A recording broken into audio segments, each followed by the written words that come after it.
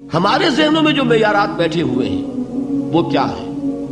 کامیابی پیسے سے ہے، کامیابی جائیداد سے ہے، کامیابی کاروبار سے ہے، کامیابی شہرت سے ہے، کامیابی اقتدار سے ہے۔ یہ معیارات ہیں۔ جو جتنا دولت مند اتنا کامیاب، جو جتنا مشہور اتنا کامیاب، جو جتنا پاپولر اتنا کامیاب، جو حکومت پر پہنچ گیا کامیاب، جس نے بڑا کاروبار جما لیا کامیاب، جس نے بہت جائیداد بنا لی کامیاب۔ یہی ہے اصل میں ساری بس کی گانٹھ۔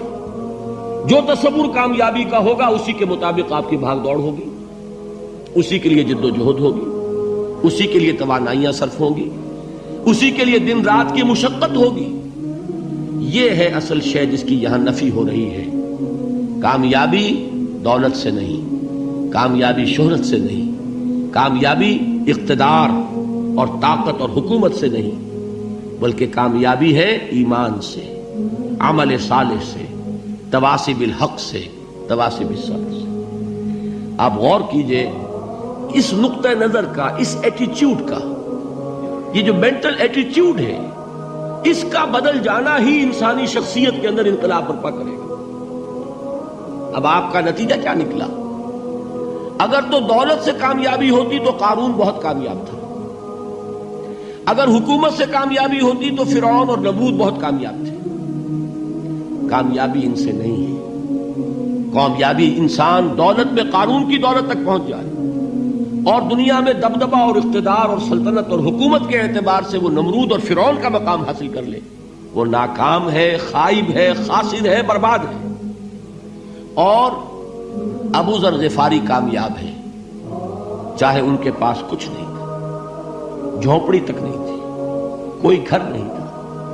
حضور نے فرمایا ہے اللہ کے کچھ بندے ایسے ہوتے ہیں جو کسی محفل میں جانا چاہیں تو انہیں اجازت نہ ملے، جو کہیں اگر رشتہ کرنا چاہے کوئی ان سے رشتہ کرنے کو تیار نہ ہو، کہیں کوئی سفارش کرنا چاہے تو ان کی کوئی بات ہی نہ سنے۔ لیکن اللہ کے ہاں ان کا وہ مقام ہے کہ اگر بھولے سے بھی کسی بات پر قسم کھا بیٹھتے ہیں تو اللہ ان کی قسم کی لاج رکھتا ہے۔ یہ ہے فرق، یہ جان لیجیے اچھی طرح۔ اس بات کا مان لینا آسان، اس پر سبحان اللہ کہنا آسان، لیکن اس کے مطابق آپ کے اپنے ذہن کا بدل جانا بہت مشکل، اس لیے کہ ہم متاثر ہوتے ہیں اپنے ماحول سے۔ وہ بڑا محل ہے، دیکھ کر ایک دفعہ جھجری آتی ہے، وہ بڑی سی 20 فٹ لمبی کار سناٹے کے ساتھ آپ کے پاس سے گزر گئی۔ ایک دفعہ اعصاب کے اندر ارتعاش ہوتا ہے، محسوس ہوتا ہے بڑے یہ نصیبے والے لوگ ہیں، بڑے خوش نصیب، بڑے کامیاب، حالانکہ کچھ معلوم نہیں کہ یہی سب سے بڑی بد نصیبی ہو سکتا ہے کہ یہی سب سے بڑی ناکامی ہو۔ اگر ذہنوں میں یہ بات بیٹھ جائے کامیابی کس شے سے، یہی وجہ دیکھیے قرآن مجید میں بارہا آپ دیکھیں اولئک هم المفلحون، یہ ہے لوگ کامیاب ہونے والے۔ آج یہ آپ نے نماز میں وہ آیات سنی، یا ایھا الذین آمنوا ارکعوا واسجدوا واعبدوا ربکم وافعلوا الخیر لعلکم تفلحون۔ اے ایمان والو، رکوع کرو، سجدہ کرو، اپنے رب کی پرستش اور بندگی کرو اور اچھے کام کرو تاکہ تم کامیاب ہو جاؤ۔ تو کامیابی کن چیزوں سے ہے؟ یہ ہے سب سے بڑا سبق۔ یہ ہمارے دل میں اگر بات بیٹھ جائے، ٹھک جائے، تو زندگی بدل جائے گی، صبح و شام بدل جائیں گے، نقشے بدل جائیں گے، بھاگ دوڑ کا رنگ بدل جائے گا، ویلیو سٹرکچر بدل جائے گا۔ آج وہ ایک چیز نہایت اہم نظر آ رہی ہے، کل نہایت غیر اہم نظر آئے گی۔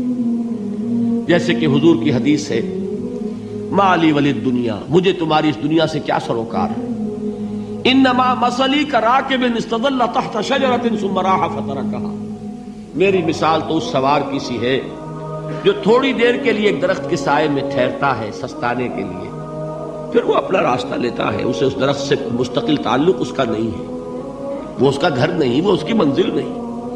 اسی طرح یہ دنیا میرا گھر نہیں ہے۔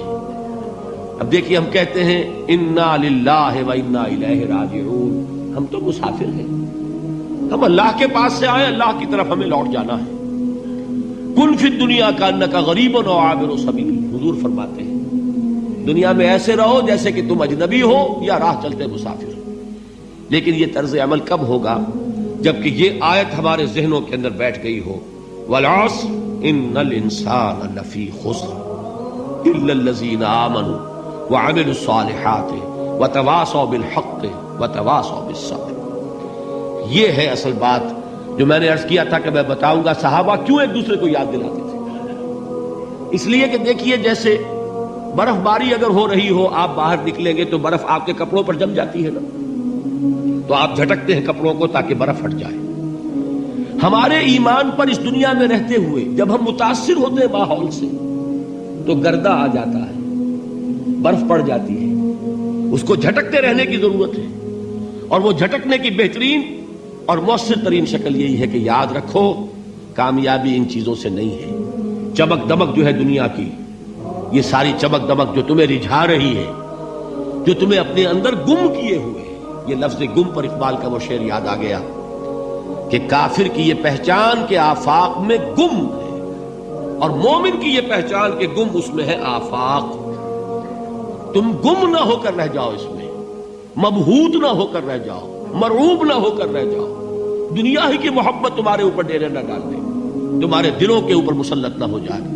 لہذا تازہ کرتے رہا کرو، والعصر ان الانسان لفی خسر الا الذین آمنوا وعملوا الصالحات وتواصوا بالحق وتواصوا بالصبر۔ پھر یاد کر لو، پھر تازہ کر لو اپنے اس یقین کو کہ کامیابی دولت سے نہیں، کامیابی ثروت سے نہیں، کامیابی اقتدار سے نہیں، کامیابی شہرت سے نہیں، کامیابی جائیداد سے نہیں، کامیابی ہے ایمان سے، کامیابی ہے عمل صالح سے، کامیابی ہے تواصی بالحق سے، کامیابی ہے تواصی بالصبر سے۔